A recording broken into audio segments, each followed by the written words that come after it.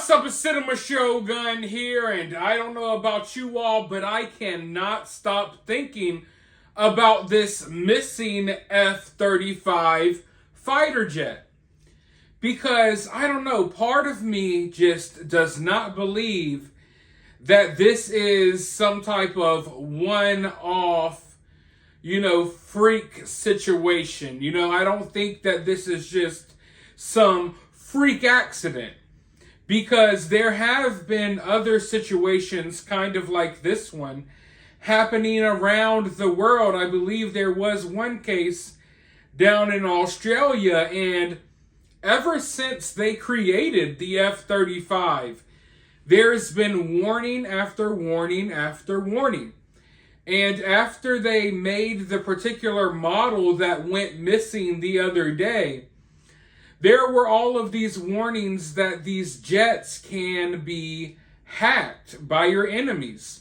That your enemies can literally hack into these fighter jets. And I'm wondering if that's what happened over South Carolina. Because I just don't buy the whole bad weather narrative. I know that's what they're rolling with. But I'm definitely not buying it, especially considering the fact that there was another pilot in another aircraft flying alongside this fighter jet, and they seemed to get through the weather just fine. But take the hacking stuff and put it to the side. Our military is also in this weakened state. And no longer are they hiring the right people for the job, I guess you could say. Like, they're not putting people in positions because they earned it and they're qualified. The military is now checking boxes. They're having to hit diversity quotas and random, woke nonsense like that. So I feel like we're reaching a day and age where we're going to have a lot of incompetent pilots flying fighter jets and helicopters and you name it over our heads. And I'm just wondering if we have reached that point where our military and our pilots are so incompetent that we now have to worry about them ditching fighter jets and ditching helicopters mid-flight, parachuting down to the ground, allowing their aircraft to crash into the local mall, into the local Denny's. Maybe you're at Waffle House and an F-35 crashes into your car in the parking lot. Maybe you're chilling, you're out with the kids having a picnic at the park and an Apache helicopter crashes right into the playground. Like, these are the type of things that I wonder about, because the decision that was made that day where the pilot ejected from that aircraft over residential neighborhoods, that's scary. And I don't think that's okay at all. Obviously, that should kind of go without saying. But some people are speaking up that saw the aircraft that day. And one family, they just so happened to be out celebrating their son's birthday. So as they're chilling, getting the cake together, they're outside, the weather's kind of nice. They say that they saw the F-35 flying basically upside down. And here's the scary part. It was only like 100 feet off the ground. So this family came dangerously close to this aircraft, flying by them while they're celebrating their son's birthday party. And, they see the jet and they're all like, yay, and then they start wondering, wait, why was the jet so low to the ground? Why was it upside down? And then they said later on they heard a big boom that they thought was thunder, but it just so happened to be the F-35 crashing. But that family was not the only one that heard and saw something that day. Someone else did as well. And instead of telling you their story, I think this guy needs to speak for himself. Let's go ahead and roll the footage. I had a chance to talk to a man who lives out here. He told me he actually heard the plane as it was flying past his house and crashing nearby, but he didn't know what it was. I'm almost, October the 6th, I'll be 72 years old. Randolph White retired from his job at the paper mill in Georgetown 10 years ago. He lives in this house with his wife in a very rural area of Williamsburg County. Well, it's nice and quiet and peaceful, and I don't have to worry about people, close up tight. I like space. He loves living about 2 miles away from where he grew up. Normally it's pretty quiet, but on Sunday afternoon, I was in the bathroom taking a shave, and I heard a screeching, between a screech and a whistle. I said, what in the world is this? And I heard a boom. Then my whole house shook.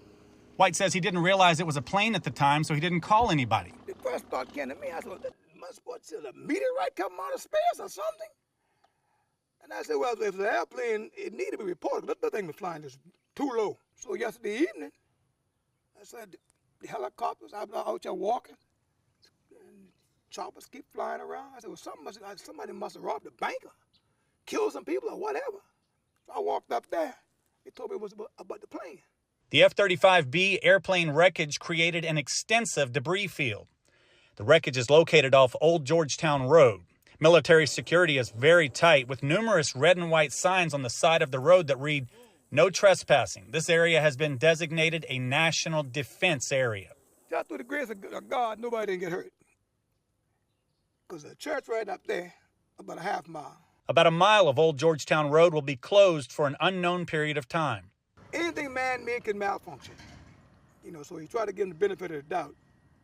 But it needs to be investigated, and the public needs to know what really happened. It shouldn't be kept a secret what happened. Because, it could have been a major disaster. And we have all of the information that we have been able to gather about this crash at our website. Just log on to counton2.com. In Williamsburg County, I'm Raymond Owens. Count on 2. Sometimes I want to give up on the internet and social media in general.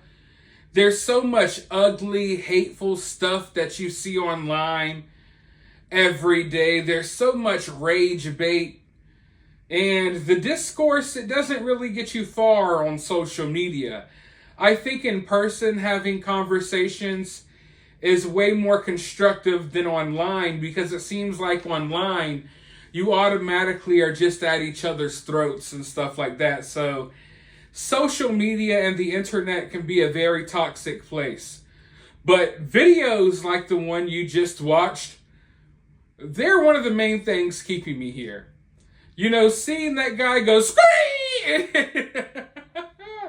I was busting out laughing when I first saw this clip, and I couldn't wait to show it to you all. Definitely a character, right? Definitely a character. And with a weird story like this one, it almost feels fitting. It feels deserving, right? You don't want some monotone, bland person coming on here talking about the F-35 flying over their house. They found the right one, and something tells me that we're going to be seeing this clip for years to come. I don't know if this guy knows it or not, but he is definitely going to be clipped out, and he will become a meme and part of internet history.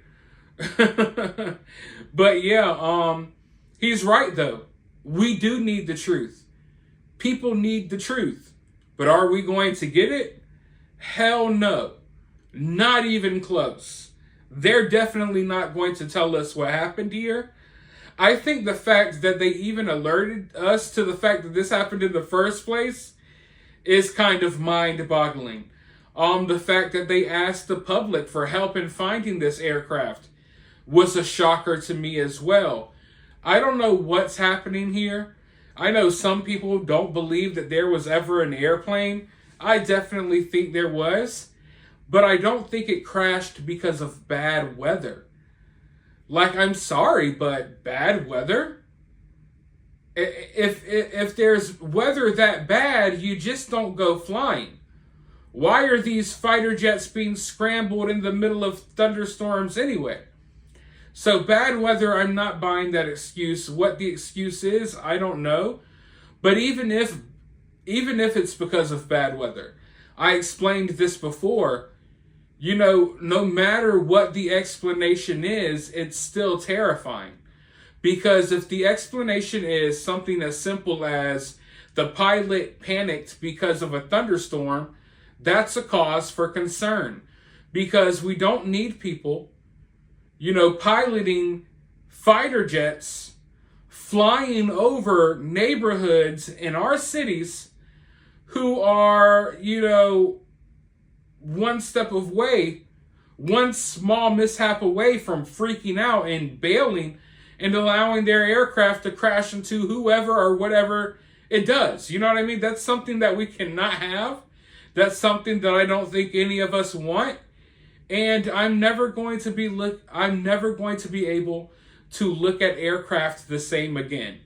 Now my eye is to the sky. Whenever I see something, I'm prepared for the pilot to just jump out and let the plane fall right onto the ground. One of my other takeaways from this situation, though, and something that I find kind of scary, is how the military just kind of rolls in and takes over the area. Oh, this is a national defense area now. It doesn't matter if the land belongs to you or him or her. It doesn't matter. Oh, if one of our aircraft or we have a problem, now it's our area. So the military is in this area. It's locked the entire area down. And it now claims that this area is a national defense area. So no one can go in and out and operate how they usually would. Now imagine a stupid freaking pilot ejecting from their aircraft over your neighborhood.